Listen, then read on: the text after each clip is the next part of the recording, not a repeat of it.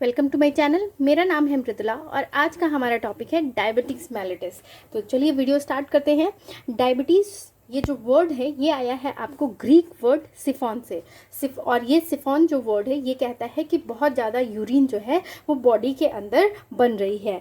Second जो term है mellitus, ये आपको एक लैटिन वर्ड मिल से आया है जिसका मतलब होता है हनी, यानी कि जो जो भी यूरिन आपको प्रोड्यूस हो रहा है बॉडी के अंदर वो स्वीट है। तो कम्प्लीटली ये दोनों वर्ड्स आपको ये डिफाइन कर रहे हैं कि जब बॉडी के अंदर बहुत सारा यूरिन बनने लगता है और वो जो यूरिन होता है वो स्वीट होता है तो पर्सन जो है वो डायबिटीज़ मेलिटस से सफ़र कर रहा है।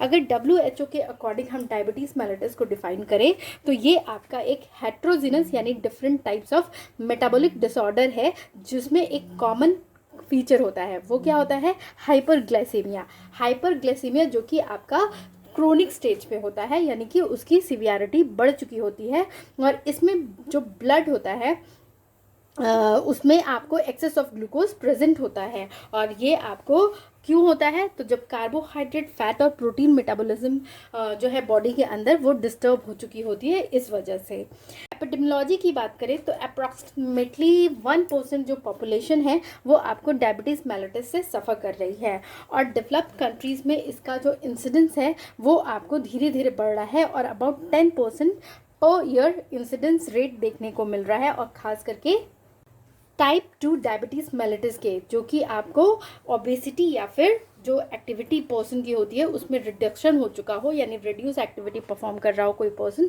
तो ऐसे केसेस में ज़्यादा देखने को मिलती है। क्लासिफिकेशन की बात करें तो डायबिटीज़ मेलिटस को 3 कैटेगरीज में क्लासीफाई किया गया है: type 1 diabetes mellitus, type 2 diabetes mellitus और gestational diabetes mellitus. Type 1 diabetes mellitus जो है मैं DM से रिप्रेजेंट कर रही हूँ। तो टाइप 1 डायबिटीज़ मेलिटस जो है वो अबाउट 10% ऑफ जो केसेस हैं डायबिटीज़ के वो कंटेन करता है और ये आपको पैनक्रियाज के फेलियर की वजह से होता है, यानी कि पैनक्रियाज जो है वो फेल हो जाते हैं कि बॉडी के अंदर एनफ इंसुलिन प्रोड्यूस कर सकें। प्रीवियसली इसको टाइप 1 डायबिटीज़ मेलिटस को इंसुलिन डिपेंडेंट डायबिटीज़ मेलिटस यानी कि IDDM या फिर जुवेनाइल डायबिटीज़ भी कहा जाता था। और ये टर्म जो है वो इसलिए दिया गया था क्योंकि ये आपको टोटली जो टाइप 1 डायबिटीज़ मेलिटस है वो इंसुलिन पे डिपेंडेंट है या और ये यंग एजेस में बहुत कॉमन था, इसलिए इसको जुवेनाइल डायबिटीज़ कहा गया। तो ये जो पेशेंट्स होते हैं 30 ईयर्स से बिलो उनमें ये बहुत कॉमन है। और एटियोलॉजी के बेसिस पे इसको फर्दर 2 कैटेगरीज में डिवाइड किया गया है। फर्स्ट है सब टाइप 1A यानी कि इम्यून मेडिएटेड डायबिटीज़ मेलिटस, जिसमें कि बॉडी के अंदर खुद ही आपका बीटा सेल का डिस्ट्रक्शन हो जाता है। उसकी इम्यूनिटी मतलब जो इम्यून सिस्टम है वो खुद ही बीटा सेल्स को फॉरेन पार्टिकल समझ के उसको डिस्ट्रॉय करना स्टार्ट कर देते हैं, जिसकी वजह से इंसुलिन डेफिशिएंसी होती है। सेकेंड कैटेगरी है सब टाइप 1B, जिसको आइडियोपैथिक कहा गया है क्योंकि इसका जो मेन कॉज है कि किस वजह से हो रहा है वो अभी तक पता नहीं है या अभी तक वो पता नहीं चला है। और इसमें मेनली आपकी इंसुलिन डेफिशिएंसी होती है जो कि आपको कीटोसिस डेवलप करती है, यानी कि वो कंडीशन जिसमें कि बॉडी जो है वो एनफ कार्बोहाइड्रेट को नहीं बर्न कर पाता है एनर्जी के लिए। पर ये पेशेंट्स जो है वो ऑटो इम्यून मार्कर्स के लिए नेगेटिव होते हैं, मतलब इसमें इम्यूनिटी का कोई रोल नहीं होता है आपके बीटा सेल के डिस्ट्रक्शन में। और 5 to 10% पेशेंट्स जो है वो जो डायबिटीज़ डेवलप करते हैं 30 ईयर्स से अबव, उनमें आपको बेसिकली सब टाइप 1A डायबिटीज़ मेलिटस होता है क्योंकि वो आपकी ऑटो इम्यूनिटी की वजह से होता है, मतलब इम्यून सिस्टम उसको बीटा सेल्स को डिस्ट्रॉय कर देता है। अब बात करेंगे टाइप 2 डायबिटीज़ मेलिटस की। तो आप लगभग जो 80% केसेस हैं डायबिटीज़ मेलिटस के वो पर्सन्स जो है वो टाइप 2 डायबिटीज़ मेलिटस से सफ़र कर रहे होते हैं। इसको पहले मैच्योरिटी ऑनसेट डायबिटीज़ या फिर non insulin dependent diabetes mellitus कहा जाता था। तो टाइप 2 डायबिटीज़ मेलिटस का बेसिक कॉज कॉज हो सकता है हेरिडिटी या फिर environmental factors. Heredity in sense कि आपका जनरेशन टू जनरेशन ये प्रोसीड कर रहा हो कि किसी की फैमिली हिस्ट्री में कोई पर्सन डायबिटीज़ मेलिटस से सफ़र कर रहा है तो उनके आगे के जनरेशन में होने के चांसेस बहुत होते हैं। और एनवायरमेंटल फैक्टर्स बहुत सारे हैं जो इसके कॉज होते हैं। ये आपको 30 ईयर से अबव एज के लोगों में होता है और इसमें जो है इंसुलिन प्रोडक्शन डिक्रीज़ हो जाता है या फिर इंसुलिन को लेके जो सेंसिटिविटी होती है वो डिक्रीज़ हो जाती है। थर्ड टाइप है गेस्टेशनल डायबिटीज़ मेलिटस, जो कि आपको 4% प्रेग्नेंट वुमेन्स में आपको ये देखने को मिलेगा। और ये आपको जो प्रेगनेंसी के टाइम जो बॉडी के अंदर मेटाबॉलिक चेंजेस होते हैं उसकी वजह से बहुत सारी ऐसी लेडीज़ होती हैं प्रेग्नेंट कंडीशन में डायबिटीज़ डेवलप कर लेती हैं। और जैसे ही ये आपका प्रेगनेंसी एंड होता है उनमें ये चीज़ डायबिटीज़ मेलिटस रिड्यूस भी हो जाता है, यानी कि चला जाता है। और मेनली आपको सेकेंड या थर्ड ट्राइमेस्टर में देखने को मिलता है प्रेग्नेंट वुमेन्स में। ठीक है, अब हम देखेंगे पैथोजेनेसिस, मतलब किस तरह से डायबिटीज़ मेलिटस जो है वो पर्सन के अंदर डेवलप करता है। तो एटियोलॉजी के बेसिस पे, मतलब जो कॉजेज़ हैं उसके बेसिस पे, जो हाइपरग्लाइसेमिया, चूँकि डायबिटीज़ मेलिटस आपको एक तरह का क्रोनिक हाइपरग्लाइसेमिया की कंडीशन है, तो ये आपको या तो रिड्यूस्ड इंसुलिन सिक्रीशन की वजह से हो सकता है या फिर बॉडी के अंदर जो है वो ग्लूकोज का जो यूज़ है वो डिक्रीज़ हो चुका हो या फिर एक्सेस अमाउंट में ग्लूकोज बॉडी के अंदर प्रोड्यूस हो रहा हो। तो सबसे पहले हम टाइप 1 डायबिटीज़ मेलिटस की पैथोजेनेसिस की बात करते हैं। तो टाइप 1 बी डायबिटीज़ मेलिटस का कॉज नहीं नोन होता है, जैसा कि मैंने टाइप्स में आपको बता दिया। लेकिन जो टाइप 1A डायबिटीज़ मेलिटस होता है उसमें बीटा सेल का डिस्ट्रक्शन होता है, जिसकी वजह से इंसुलिन की डेफिशिएंसी होती है। और ये बीटा सेल डिस्ट्रक्शन जो है वो बेसिकली 3 म्यूचुअली इंटरलिंक्ड मैकेनिज्म की वजह से हो सकता है। पहला है जेनेटिक ससेप्टिबिलिटी, सेकेंड है ऑटो इम्यून फैक्टर्स, या फिर थर्ड है सर्टेन एनवायरमेंटल फैक्टर्स।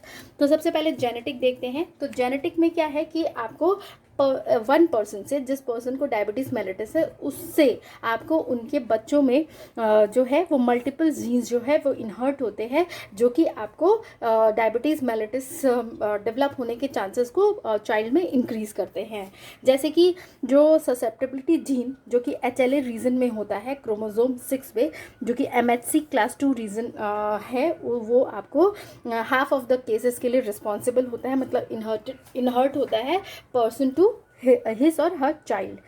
सेकंड है कॉन्सिडरेंस इन आइडेंटिकल ट्विंस, यानी कि अगर सपोज करिए 1 ट्विंस को डायबिटीज़ मेलिटस है तो सेकंड उसके ट्विन को डायबिटीज़ मेलिटस होने के चांसेस इंक्रीज हो जाते हैं। मतलब कि मैक्सिमम चांसेस है 99% चांसेस कि सेकंड ट्विंस को भी ये चीज़ होगी। सेकेंड है आपका ऑटो इम्यून फैक्टर। तो बहुत सारे ऐसे इम्यूनोलॉजिक एबनॉर्मलिटीज़ हैं जो कि बॉडी के अंदर डायबिटिक पेशेंट के पाई जाती है, जैसे कि इसलेट सेल एंटीबॉडीज़, जो कि आपको गैट के अगेंस्ट होती है, यानी कि ग्लूटामिक एसिड डिकार्बोक्सिलेज के अगेंस्ट काम करती है और इंसुलिन के अगेंस्ट काम करती है। सेकंड है इंसुलाइटिस, जिसमें कि आपको लिम्फोसाइट इन्फिल्ट्रेट प्रेजेंट होते हैं पैनक्रियाटिक इसलेट के अंदर या फिर उसके चारों तरफ, जिसमें कि CD8T लिम्फोसाइट्स होते हैं और बहुत सारे CD4T यानी कि हेल्पर सेल्स और लिम्फोसाइट्स और मैक्रोफेजेस होते हैं, जो कि आपको बीटा सेल्स के डिस्ट्रक्शन के लिए रिस्पॉन्सिबल हो सकते हैं। और थर्ड है आपका सेलेक्टिव डिस्ट्रक्शन होता है बीटा सेल्स का, जो कि T सेल मेडिएटेड साइटोटॉक्सिसिटी या फिर एपोप्टोसिस की वजह से होता है। तो इस तरह से ऑटो इम्यून फैक्टर्स ये जो है वो किसी भी पर्सन में डायबिटीज़ के लिए रिस्पॉन्सिबल होते हैं। थर्ड है आपका इन्वायरमेंटल। कुछ इन्वायरमेंटल फैक्टर्स हैं जो कि रिस्पॉन्सिबल हैं डायबिटीज़ मेलिटस के लिए, लेकिन उनका जो एग्जैक्ट रोल है वो अभी तक प्रूफ नहीं हुआ है। जैसे कि कुछ वायरल इन्फेक्शंस हैं जो कि आपको डायबिटीज़ मेलिटस के स्टार्ट होने से पहले अगर किसी पर्सन वो सफ़र कर रहा हो उस डिसीज़ से, तो उसमें डायबिटीज़ मेलिटस के चांसेस है। जैसे मम्स हो गया, मिसल्स हो गया या साइटोमेगालो वायरस वगैरह अगर इन्फेक्ट किए हो पर्सन को, तो वहाँ पे डायबिटीज़ मेलिटस उसके बाद होने के चांसेस बढ़ जाते हैं। भी है ज्योग्राफिक और सीजनल वेरिएशन, यानी कि जो क्लाइमेटिक वेदर है, जो सीज़न अचानक चेंज होता है, वो भी आपको डायबिटीज़ मेलिटस के लिए कंट्रीब्यूट करता है। या फिर अर्ली एक्सपोजर हुआ हो बोविन मिल्क प्रोटीन से, तो भी पर्सन में डायबिटीज़ डेवलप होने के चांसेस होते हैं। लेकिन चूँकि ये किस तरह से डायबिटीज़ मेलिटस को इंड्यूस करते हैं ये अभी तक येट प्रूफ नहीं है। तो अगर अब हम ये जो 3 फैक्टर्स थे, जेनेटिक ससेप्टेबिलिटी, इन्वायरमेंटल फैक्टर्स और ऑटो इम्यून फैक्टर्स, इन तीनों को अगर हम इंटरलिंक करते हैं तो कुछ इस तरह से डायबिटीज़ मेलिटस आपका डेवलप होता है किसी भी पर्सन के अंदर। जो भी इंडिविजुअल है जो कि जेनेटिक ससेप्टेबल है, यानी कि उसके जनरेशन में ऑलरेडी डायबिटीज़ के पेशेंट्स प्रेजेंट हैं, तो उनमें आपको जब वो उनका बर्थ होता है उस समय तो जो बीटा सेल्स होते हैं वो नॉर्मल होते हैं, लेकिन उसके बाद जो इन्फेक्शंस या इन्वायरमेंटल फैक्टर्स है, जैसे कि वायरस इन्फेक्शन या फिर आपको सीजनल चेंजेस या फिर आपको जो बोविन मिल्क के एक्सपोजर की वजह से वो क्या करते हैं कि उन वहाँ पे ट्रिगर कर देते हैं, बीटा सेल्स को वहाँ पे वो टारगेट करते हैं, क्योंकि चूँकि वो ऑलरेडी सेंसिटिव होते हैं उनके जेनेटिक ससेप्टेबिलिटी की वजह से। बीटा सेल्स जो है वो आपको फिर एंटीजन की तरह एक्ट करने लगते हैं और फिर वो एक्टिवेट कर देते हैं CD4T लिम्फोसाइट्स को, जो कि आपको ऑटो इम्यून रिस्पॉन्स बॉडी के अंदर जनरेट कर देता है, जिसकी वजह से बीटा सेल्स जो है वो खुद ही डिस्ट्रॉय होने लगते हैं एज अ फॉरेन पार्टिकल, ठीक है। और कुछ महीनों और सर्वो ईयर्स के बाद आपको क्लिनिकल फीचर्स फिर पेशेंट में दिखाई देने लगते हैं, और इस केस में आपका 80% बीटा सेल मास जो है वो लगभग डिस्ट्रॉय हो जाता है, तभी आपको क्लिनिकल सिम्टम्स अपीयर होते हैं उन पेशेंट्स में। अब है पैथोजेनेसिस डायबिटीज़ टाइप 2, ठीक है। तो टाइप 2 डायबिटीज़ मेलिटस जो है वो बेसिक मेटाबॉलिक डिफेक्ट्स की वजह से होता है, जैसे कि या तो इंसुलिन सिक्रीशन जो है वो डिले हो गया हो एज़ कम्पेयर टू जो ग्लूकोज लोड अवेलेबल है, यानी कि कह सकते हैं दूसरे लैंग्वेज में कि इंसुलिन सिक्रीशन इम्पेयर्ड हो गया हो, या फिर जो पेरिफेरल टिश्यू है वो आपको इंसुलिन को रिस्पॉन्ड करना बंद कर दे, यानी कि इंसुलिन रेजिस्टेंस की कंडीशन जो है वो बॉडी के अंदर डेवलप हो जाए। इसकी पैथोजेनेसिस जो है वो बहुत ज़्यादा नोन तो नहीं है, लेकिन कुछ फैक्टर्स हैं जो कि इसके पैथोजेनेसिस में इन्वॉल्व है, जैसे कि genetic factor, constitutional factors, insulin resistance और इम्पेयर्ड इंसुलिन सिक्रीशन और इंक्रीज हेपाटिक ग्लूकोज सिंथेसिस। तो ये जो फैक्टर्स हैं वो आपको पैथोजेनेसिस में अपना एक रोल प्ले करते हैं। तो सबसे पहले हम जेनेटिक फैक्टर्स को देखते हैं। तो जैसा कि हमने टाइप 1 में भी देखा कि आपके बहुत सारे जो जीन्स हैं वो इनहर्ट होते हैं फ्रॉम पेरेंट टू चाइल्ड, उसी तरह यहाँ से मल्टीफैक्टोरियल इनहेरिटेंस होती है, जो कि आपको टाइप 2 डायबिटीज़ मेलिटस के डेवलपमेंट में एक मेजर रोल प्ले करती है।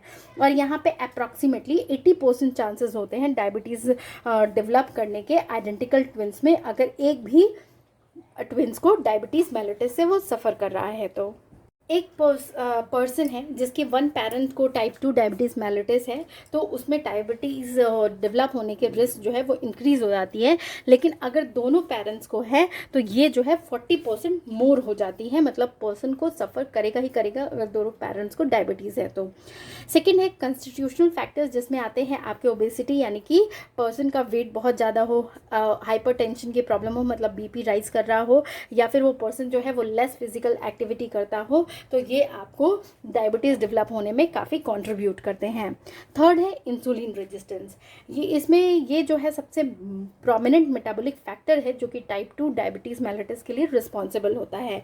यहाँ पे जो पेरिफेरल टिश्यू है वो इंसुलिन के लिए रिस्पॉन्स नहीं प्रोड्यूस करते हैं, और स्पेशली खास करके स्केलेटन मसल और लिवर में, जिसकी वजह से आपको इंसुलिन रेजिस्टेंस जो है वो डेवलप होती है।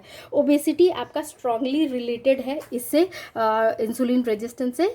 तो जो हाइपरग्लाइसेमिया है, यानी कि जो ब्लड ग्लूकोज है वो कुछ इस तरह से डेवलप होती है कि जो इंसुलिन है उसके लिए रेजिस्टेंस हो जाता है, जिसकी वजह से ग्लूकोज यूटिलाइजेशन आपका प्रॉपर तरीके से नहीं होता, क्योंकि इंसुलिन जो है वो ग्लूकोज को यूज़ कर रहा होता है, इसीलिए हाइपरग्लाइसेमिया की कंडीशन अराइज होती है। और यहाँ पे हेपाटिक सिंथेसिस जो है ग्लूकोज का वो काफ़ी इंक्रीज हो जाता है, और ओबेसिटी के कंडीशन में आपके फ्री फैटी एसिड्स के लेवल्स भी बहुत हाई होते हैं, और साइटोकाइनिन्स के लेवल भी बहुत हाई होते हैं, जो कि अफेक्ट करते हैं पेरिफेरल टिश्यू के सेंसिटिविटी को, जिसकी वजह से वो पेरिफेरल टिश्यू जो है वो प्रॉपरली आपको इंसुलिन को रिस्पॉन्ड नहीं करता है, जिसकी वजह से ब्लड में ग्लूकोज की अमाउंट जो है वो काफ़ी इंक्रीज हो जाती है, और एज अ रिजल्ट आपको पर्सन जो है उसके ब्लड में हाइपरग्लाइसेमिया की, यानी कि इंक्रीज शुगर की, ग्लूकोज की कंसनट्रेशन हो जाती है, और फाइनली पर्सन डायबिटीज़ मेलिटस से सफ़र करता है। फोर्थ है इम्पेयर्ड इंसुलिन सिक्रेशन। ये जो इंसुलिन रेजिस्टेंस है और इंसुलिन सिक्रेशन है वो एक दूसरे से काफ़ी इंटरलिंक्ड है, ठीक है। इंसुलिन रेजिस्टेंस जो है वो डेवलप होती है आपको जैसे ही पर्सन टाइप 2 डायबिटीज़ मेलिटस से सफ़र करना स्टार्ट करता है, तो उसके कंपनसेशन में आपको इंसुलिन का सिक्रीशन जो है वो काफ़ी इंक्रीज़ हो जाता है, ताकि जो ब्लड ग्लूकोज लेवल है उसको मेंटेन कर सके, क्योंकि ग्लूकोज तो ऑलरेडी आपका सिक्रीट हो रहा है, लेकिन बीटा सेल्स जो है वो इस इंसुलिन जो सिक्रीट हो रहे थे उसको रिस्पॉन्ड नहीं कर पाते हैं, जिसकी वजह से टाइप 2 डायबिटीज़ मेलिटस डेवलप होता है पर्सन में। तो ये जो फॉल होता है इंसुलिन सिक्रीशन में इन केसेस में वो आपको कुछ कॉज की वजह से हो सकता है, जो कि आपको एक प्रपोज पॉसिबिलिटी है, कंफर्म नहीं है कि वही कारण है, जैसे कि इसलेट एमाइलॉइड पॉलीपेप्टाइड एमाइलिन, जो कि आपको फाइब्रिलर प्रोटीन डिपॉजिट्स फॉर्म करता है पैनक्रियाटिक इसलेट में, जो कि आपको बीटा सेल्स जो इसलेट सेल्स के होते हैं उनके फंक्शन को इम्पेयर कर देता है। उसके अलावा जो इसलेट सेल्स होते हैं उसके चारों तरफ जो क्रोनिक हाइपरग्लाइसेमिया का मेटाबॉलिक एनवायरनमेंट है वो भी आपको इसलेट सेल के फंक्शन को इम्पेयर करता है। साथ ही जो फ्री फैटी एसिड लेवल, यानी कि जो लिवर सिक्रीट कर रहा है फ्री फैटी एसिड, उसका लेवल जो इंक्रीज हो जाता है उसकी वजह से भी ये कॉज होता है, यानी कि लाइपोटॉक्सिसिटी डेवलप हो जाती है। फिफ्थ है आपका इंक्रीज हेपाटिक ग्लूकोज सिंथेसिस। तो इंसुलिन का बेसिक फंक्शन क्या है कि वो जो ग्लूकोज का हेपाटिक स्टोरेज होता है ना, लिवर में जो स्टोरेज होता है उसको प्रमोट करता है एज अ ग्लाइकोजन के फॉर्म में, ग्लूकोज जाके लिवर में स्टोर हो जाते हैं। उसके अलावा जो अदर एमिनो एसिड्स या फिर अदर नॉन ग्लूकोज शुगर जो प्रेजेंट होते हैं बॉडी में, उनका ग्लूकोज में कन्वर्जन जो है उसको भी वो सप्रेस कर देता है। लेकिन टाइप 2 डायबिटीज़ मेलिटस में लिवर जो है वो इंसुलिन रेजिस्टेंस शो करता है, मतलब ये चीज़ नहीं हो पाती है, ग्लूकोज का प्रोडक्शन हो रहा होता है वो लिवर में जाके स्टोर नहीं होता है, और हाइपर जो सुलिनेमिया हो रही होती है अर्ली स्टेज में डिसीज़ की, वो भी ये चीज़ रोक नहीं पाती है, और ग्लूकोज जो है वो नॉन शुगर से बनना स्टार्ट रहते हैं, मतलब more and more glucose produce होते हैं लिवर में और वो सप्रेस नहीं होता है। इसकी वजह से जो हेपाटिक ग्लूकोज सिंथेसिस है वो काफ़ी बढ़ जाती है और उसकी वजह से हाइपरग्लाइसेमिया होती है। तो ये था पैथोजेनेसिस। अब देखते हैं कि डायबिटीज़ मेलिटस के कॉमन क्या सिम्टम्स होते हैं। तो इसमें जो है पर्सन को बहुत ज़्यादा प्यास लगती है, फ्रिक्वेंट यूरिनेशन के लिए जाता है, उसका अनएक्सपेक्टेड वेट लॉस होने लगता है और फैटिक बॉडी में बढ़ जाती है, मतलब कि वो काफ़ी आलसी टाइप हो जाता है, कामों को करने में उसे प्रॉब्लम होती है। विजन जो है वो ब्लर्ड हो जाती है, मतलब धुंधला दिखाई देता है, और फीट्स और हैंड्स में नमनेस और टिंगलिंग बढ़ जाती है, मतलब वो जैसे होते हैं कि बिल्कुल ऐसे लगता है कि बहुत भारी हो गए हैं। हीलिंग जो घाव वगैरह होते हैं वो जल्दी हील नहीं कर पाते हैं, और गम्स वगैरह रेड हो जाते हैं, स्वेल कर जाते हैं, टेंडर हो जाते हैं, काफ़ी सख्त हो जाते हैं, स्किन जो है काफ़ी इची हो जाती है, और इरिटेबिलिटी जो होती है वो काफ़ी इंक्रीज़ हो जाती है। डायग्नोसिस की बात करें तो डायग्नोसिस में कुछ आपके टेस्ट होते हैं जिससे डिटेक्ट कर सकते हैं कि पर्सन डायबिटीज़ मेलिटस से सफ़र कर रहा है या नहीं, जैसे glycated haemoglobin ALC test, random blood sugar test, fasting blood sugar test और ओरल ग्लूकोज टॉलरेंस टेस्ट के थ्रू डिटेक्ट किया जा सकता है। तो ये था अबाउट आपका डायबिटीज़ मेलिटस। अगर आपको मेरा ये वीडियो पसंद आए तो प्लीज़ इसे लाइक शेयर और कमेंट करें। Thank you for watching.